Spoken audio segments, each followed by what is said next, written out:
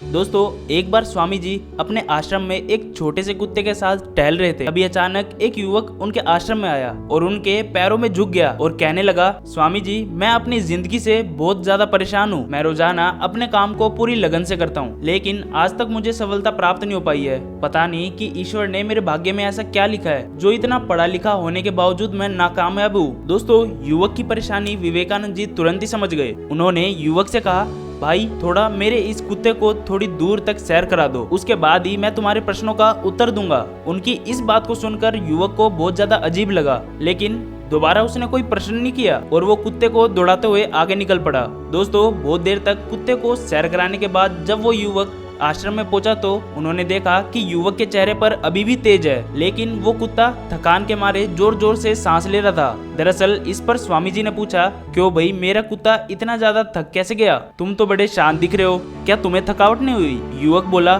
स्वामी जी, मैं तो धीरे धीरे आराम से चल रहा था, लेकिन यही बड़ा अशांत था। रास्ते में मिलने वाले सारे जानवरों के आगे पीछे दौड़ रहा था, इसलिए एक जैसी दूरी तय करने के बावजूद भी ये थक गया। तब विवेकानंद जी ने कहा, भाई, तुम्हारे प्रश्नों का उत्तर भी तो यही है। तुम्हारा लक्ष्य तुम्हारे अगल बगल है, वो तुमसे दूर थोड़ी है, लेकिन तुम अपने लक्ष्य का पीछा छोड़कर किसी दूसरे के आगे पीछे दौड़ते रहते हो और इस तरह तुम जिस चीज को पाना चाहते हो उससे तुम दूर हो जाते हो। युवक ये उत्तर सुनकर संतुष्ट हो गया और अपनी गलती को सुधारने में लग गया। वैसे दोस्तों, क्या आपको नहीं लगता कि आज हम इसी कहानी के कुत्ते के समान दूसरों को फॉलो करने में लगे हुए हैं? अगर आपका दोस्त डॉक्टर है तो आप भी वही बनना चाहते हैं, भले ही उसके अंदर आपका कोई इंटरेस्ट हो ही ना। ऐसा करके हम अपनी प्रतिभा को खो बैठते हैं और जिंदगी भर हम संघर्ष करते रहते हैं। इसलिए दोस्तों, मैं आपसे यही कहूंगा कि दूसरों को फॉलो ना करें, अपना लक्ष्य खुद बनाएं और उसके पीछे अपनी पूरी लगन से लग जाएं।